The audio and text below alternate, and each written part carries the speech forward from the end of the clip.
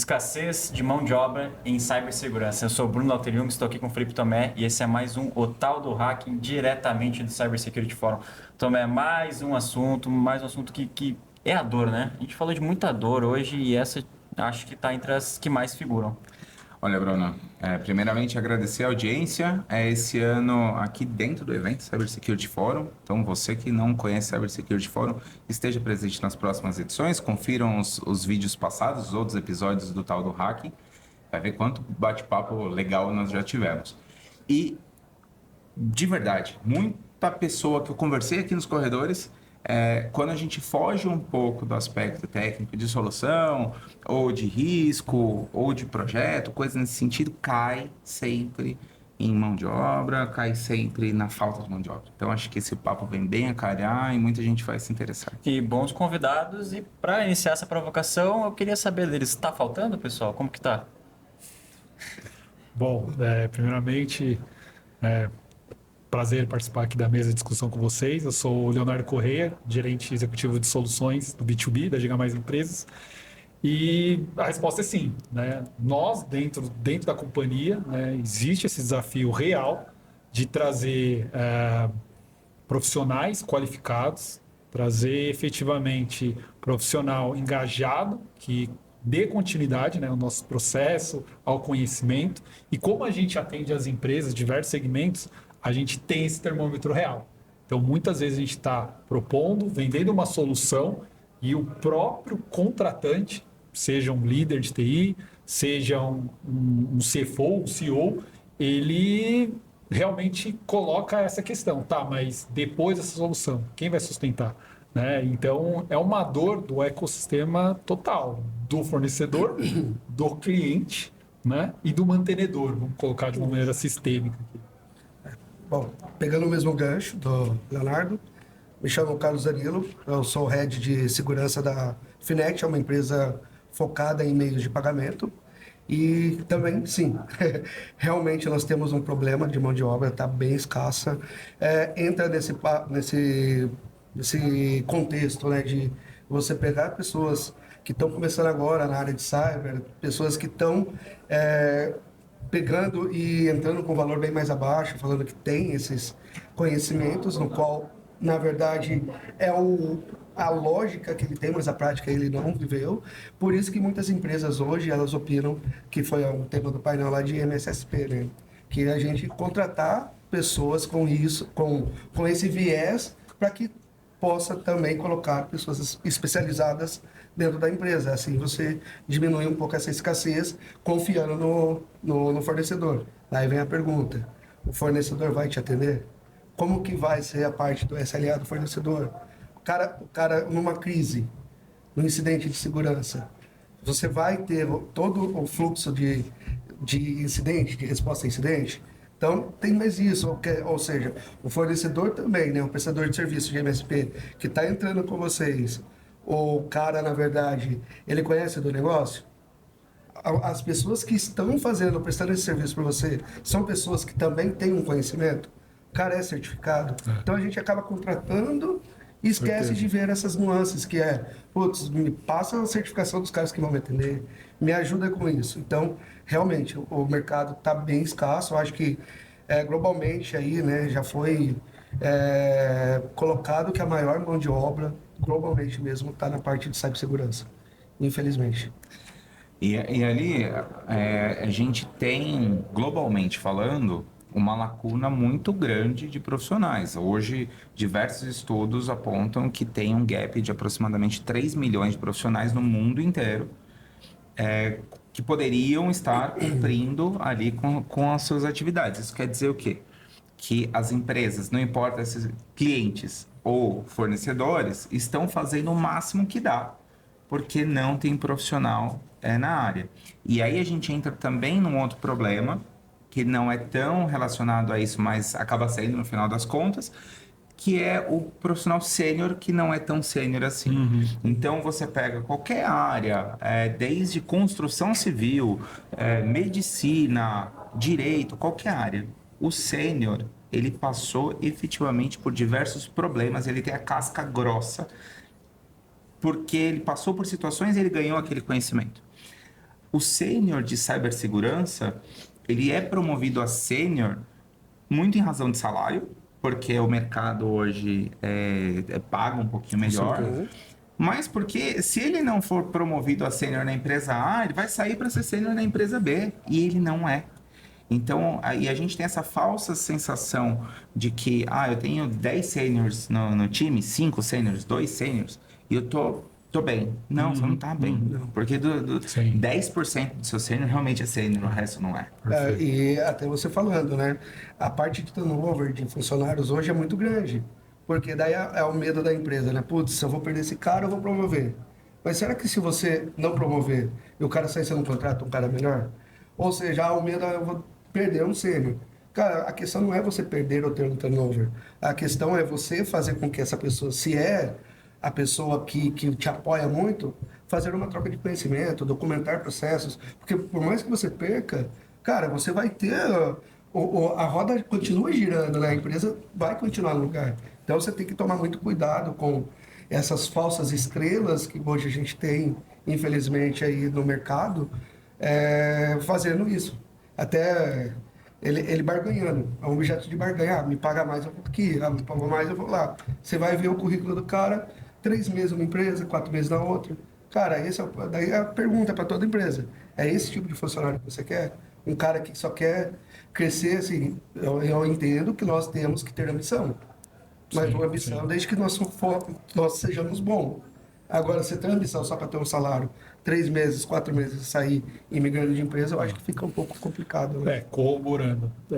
E é o desafio real dos líderes, né? Das empresas, independente do porte, né? Como reter esse talento, né? Então, existe uma equação que é difícil, né? E ela é real. A outra é como manter esse conhecimento dentro da empresa, né? Através de processo, através de sistema. E existem, vamos chamar assim, de filosofias, né? E aí cada empresa ou cada segmento atua de uma área distinta. Existe aqui a exemplo, eu preciso reter o talento, custe o que custar. Existe a filosofia, peraí, que componentes que eu posso deixar automatizado? E aí entra a componente AI, né? Como isso, dentro de um ecossistema, funcionaria independente de uma força-tarefa ou de 20, 30 pessoas num SOC. Então, eu acho que com o tempo isso vai ser mostrado. E talvez daqui a uns anos a solução não é uma nem outra, né? E acho que como toda área de conhecimento que a gente está vendo, existe a real necessidade de ter a criatividade, a perspicácia, né, do sênior, do talento, aliado com as melhores ferramentas, né, com AI, né? E aí, aproveitando os números aqui, de acordo com a fonte, a gente pode pegar o IS2C, que usa e olha a força de cybersecurity no mundo. No mundo é esse número, 3, 4 milhões, né? E no Brasil, depende da fonte, 600, 750, não importa, é muita gente, né? Muita cadeira vazia de cibersegurança que as empresas, e aí não é só os provedores de serviço de segurança, não são só os provedores de conectividade que têm segurança, e não só apenas os vendors, né? Quer dizer, toda a cadeia exige esse profissional. Então, existe um caminho real, né? Um desafio real do ecossistema inteiro, da sociedade. Como a gente, em curto espaço de tempo, e é o curto espaço de tempo, a gente está falando desse ano, como a gente vai colocar 700, 600, que seja, 500 mil cadeiras de cibersegurança no Brasil. Então, esse está dado o desafio, está dado o número, e acho que existem algumas apostas reais de como acelerar, como o colega comentou aqui. Olha, como que eu vou fazer isso dentro da companhia? Como que eu vou reter esse talento? Como eu vou multiplicar esse conhecimento dentro do talento? Então, aqui uma visão, digamos, até mais pessoal é que a temporada da segurança, digamos assim, né? Ela está vivenciando hoje o que conectividade foi há 20 anos atrás, né? Existia um entendimento do que era acesso, do que era solução, do que era transporte, do que era backbone. Acho que agora a gente está no momento de esquartejar um pouco o que é segurança, o que é cybersecurity. Eu estou falando do quê? Do antivírus ou eu estou falando de uma solução CIEM, uma solução SaaS? Eu estou falando de uma solução...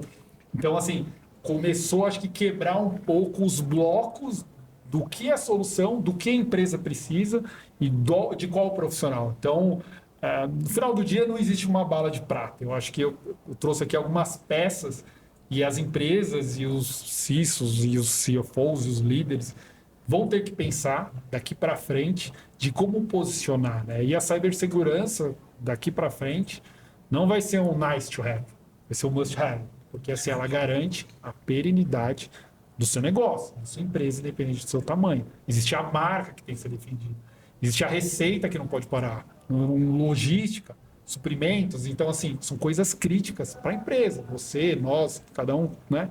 Dentro do seu porte, você é dono da empresa, você não quer que o seu sistema CRM caia por uma invasão. É lucro cessante, parou as vendas, né?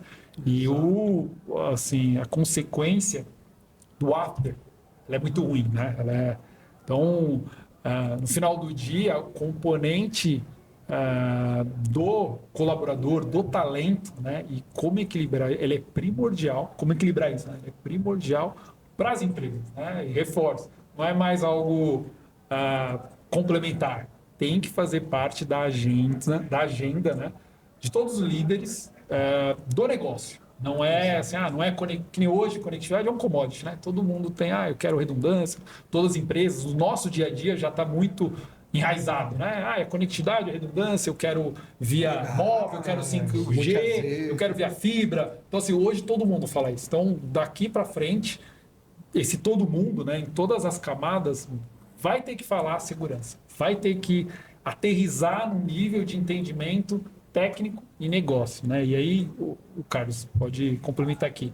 Se você olhar, o nosso meio aqui de cibersegurança é uma sopa de letrinha chata, né? Quando a gente fala de negócio, assim, conectando, você fala, cara, como que eu vou traduzir isso? É que na verdade... Para o C-Level, para o board, para os decisores. Assim, a gente fala com muitos decisores para que uma solução de segurança robusta seja vendida. Exato. E é bem igual você colocou, né? Você colocou alguns pontos bem interessantes. Um dos pontos que, cara, assim, a galera pensa que segurança, vou sentar lá, eu vou ficar olhando numa telinha lá, de um alerta, eu vou fazer isso. Cara, não, eu vou dar um scan lá do antivírus, resolver o problema. Eu já sou analista sênior de segurança. Não é bem isso, né? Segurança vai mais além disso. Estudo constante, a pessoa se especializar. Cara, eu tenho 48 certificações, eu tenho uma pós, eu tenho MBA, mas assim, eu continuo no estudo. E a garotada que a gente fala de hoje em dia entra fazendo, cara, eu já sou especialista. Então, é bem complicado. E um dos pontos para você trazer valor para a empresa e mostrar para o board, como o Leonardo colocou, é o quê? Cara, um BIA bem definido, você fazer um Business Impact Analysis da empresa, mostrar para o negócio o risco do negócio. Falar, cara, esse produto, esses são os riscos. Você tá ciente que vai acontecer isso? Você quer correr o risco? O risco é aceito, mas o risco aceito tem que vir do board. Não pode vir de você, não, cara, sou o head de segurança, eu vou assumir os riscos. Não, cara, o risco é pro board. Então, você tem que fazer isso e levar. Você tem que defender uma solução. Você tem uma revisão orçamentária anual que você faz com o seu board, você apresenta de investimento de ferramentas, justamente para que você traga valor. Mas não adianta você ir no técnico falar com o board. Você tem que mostrar números. Você mostrando números, você consegue investimento. Tem empresas um pouco mais, um pouco menos. Tem empresas pequenas que o investimento não condiz. Eu não vou, numa empresa de faturamento de 5 milhões, eu vou colocar uma ferramenta de 2 milhões lá só de segurança, investir 2, 3 milhões. A empresa não vai investir. Então, a gente também, como nós estamos nessa cadeira, temos que entender qual o melhor mecanismo, qual a melhor ferramenta, como vai adequar para a empresa que fique o mínimo de segurança. Hoje, segurança não é commodity. Hoje, toda empresa ela tem que ter uma segurança. Mínimo, mas tem que ter. Então... Trazer um pouco de números aqui para a gente ilustrar. Queria trazer 2 indicadores e ouvir a opinião de vocês. Em 2022, eu fiz uma palestra em um evento aqui em São Paulo, que eu falei sobre burnout e como não tornar o burnout em uma ameaça cibernética. E eu falei um pouquinho sobre a falta de profissionais. Em linhas gerais, são 65% de todos os profissionais de cyber vivendo sob estresse crônico pré-burnout. A gente separa esse dado. O outro dado, de 2022 até 2024, saiu de 44% para 53% a dificuldade das empresas em contratar novos profissionais. E esses números são um estudo da Mastercard. Saiu recentemente. Então, o que eu trago aqui para análise? Muito se passou com falta de profissional. Os profissionais que estão numa situação mental crítica. E isso está afastando novos profissionais da chegada no mercado de trabalho. O que vocês pensam sobre esses indicadores e como que a gente pode ajudar a entrar numa reversão desse processo todo? Porque se continuar nesse ritmo, daqui a pouco vai ser 60%, 70%, 80% das empresas sentindo dificuldade de contratar, a roda para. Total. Acho que o número traduz a questão de sobrecarga, né? Então, é nítido. Os profissionais se mantêm e estão dentro, né, dessa área. Ele está cada vez mais subjugado a maiores ameaças, maiores pressões, porque está se tornando a cada ano mais importante. Inclusive, você pode ver diversos depoimentos, estudos, que falam assim, olha, a cibersegurança dentro da minha empresa está cada vez mais importante, né? E está cada vez mais crítica, porque realmente uma afetação de um ataque não é mais roubaram a lista de funcionários. Não, você está parando o negócio, né? Então, a gente tem a realidade, né, que esse profissional que se mantém está sobrecarregado. A outra, a gente mirando, né, essa importância, é como a gente multiplica. A gente tem que manter ou multiplicar esse cara, né? As ameaças são contínuas. Então, em vários painéis foram citados que o hacker ou o cara que quer provocar e invadir, ele não para. A missão dele é essa, do dia a dia, 24 horas por dia, usando ferramentas automáticas ou não. E agora a componente de AI. O que significa que a qualidade do ataque é crescente também. Então, a gente tem aqui um negócio cada vez mais importante, a segurança do negócio cada vez mais importante. Temos menos funcionários dentro do grupo de cibersegurança e as ameaças estão cada vez maiores. A qualidade, né, a robustez, né, a perspicácia ali do ataque está cada vez mais distinta. Então, no final do dia, o que a gente tem que trazer é mais profissionais qualificados e tem um tempo. Então, a gente vai conviver, estamos convivendo com essa disfunção, com esse desequilíbrio, né? Cada vez mais burnout, justamente. E a contramão, né? Porque imagina um profissional recente, como o Carlos falou, começa a trilhar, ele olha o sênior, cara, já num estresse máximo, ele fala, opa, peraí, talvez eu como júnior aqui não queira trilhar esse caminho, não. Eu vou para um outro caminho, né, diferente, vou para, sei lá, vou olhar para cloud, né, não vou tanto para security e tal. Então, assim, é um circuito ali um pouco delicado e não tem uma bala de prata. Eu acho que é um caminho, colocar mais profissionais qualificados, distribuir essa carga e procurar ferramentas que ajudem. Eu acho que a automação, AI, ela ajuda nesse sentido para a gente conviver nesse meio termo. Concordo bem. E também, né, eu acho que para que isso iniba, né, porque acabe, talvez as empresas criaram algum programa de mente, apoiar o funcionário, ter os psicólogos, um canal direto para que o cara possa também se abrir. Porque a maioria dos burnout ou às vezes, é um head, um gestor cobrando de uma forma indevida, como que eu posso dizer, o cara chegar e te destratar na frente de outras pessoas, isso também é um incômodo para a pessoa. Ele vai falar, pô, uma comunidade, é isso. Então, se tem um canal direcionado isso, no RH, que é a empresa, onde o cara pode, é um caminho. Outra também, para minimizar esses impactos, você tem um job rotation, então, pô, o cara é um sênior, cara, vamos multiplicar, vamos fazer hoje, você vai fazer isso, vamos deixar um cara, fica só de ouvinte, começa a diminuir, tirar essa carga do cara também, para ver, ou também no one-on-one, eu com a minha equipe eu tenho one-on-one, então, assim, além das minhas dailies, que eu tenho a daily todos os dias de 15 minutos, com todos os meus liderados, eu ainda faço one-on-one. Então, pô, cara, vamos lá, vamos conversar, vamos entender o que é, se está contente, não está, o que eu preciso melhorar.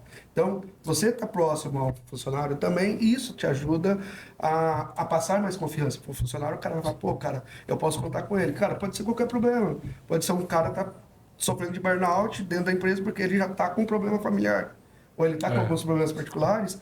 E isso, às vezes, o cara não consegue dosar, né, cara? Pô, meus problemas na minha casa, na empresa é empresa. E daí começa a juntar e isso acaba o burnout, acaba todos esses indicadores, esses números que a gente vê. E a tendência, sim, que a pessoa que está menos preparada psicologicamente, ela vai acabar cedendo para essa, talvez linha. tangibilizar assim, agora aterrissando um pouco o que você falou, colocar na prática, acontece com um profissional de cibersegurança, né? O cara tem hoje, sobre gestão, uma solução bem simplificada aqui do antivírus, vamos chamar assim, né? Num software que lê todos os dispositivos, um CIEM, ele tem um alerta com SD-WAN e tem conectividade, só que são 4, 5 telas. Então, se a gente compor mais ainda fatores de segurança aqui ou soluções, são mais telas. Então, é importante também a sensibilidade do provedor e do cliente que contrata, principalmente, ter esse entendimento de um ecossistema que fale tudo e correlacione. Porque no final do dia, hoje, o profissional que tem várias soluções e várias telas, ele tem que correlacionar as coisas. Então, esse alarme que pisca, às vezes é um alarme simples, que não é tão crítico, mas se ele correlacionar 5, 6 alarmes de 5, 6 telas, isso se tornou crítico. Então, a pressão sobre esse profissional se torna cada vez mais complexa. Então, quando a gente coloca, muitas vezes, essa questão do AI, muitas vezes é porque é a palavra da moda, né? Mas, assim, é uma correlação de um ecossistema de solução de segurança. Porque hoje ele é assim, não existe um one fits all. Instala isso aqui, ele vai resolver todas as camadas de segurança que existem dentro da sua empresa. Não é. Então, a realidade é essa. Então, tratar muitas vezes a segurança como um ecossistema desde a origem da construção, da solução, do desenho, é importante. Que muitas vezes não acontece porque as empresas vão contratando níveis e softwares e soluções ao longo dos anos. E depois joga para o cara de cibersegurança ou a área e fala, cara, agora essas coisas têm que se falar. E aí, gera uma frustração tanto para os profissionais em si, quanto os contratantes e a empresa em si, né? Com certeza. Chegamos aqui ao final do nosso episódio. Legal. E eu queria muito agradecer vocês dois por toda a contribuição que trouxeram aqui para a nossa audiência e espero revê-los em novos eventos e podcasts da The Inside. Muito obrigado. Obrigado. Eu agradeço. Obrigado, pessoal. Obrigado.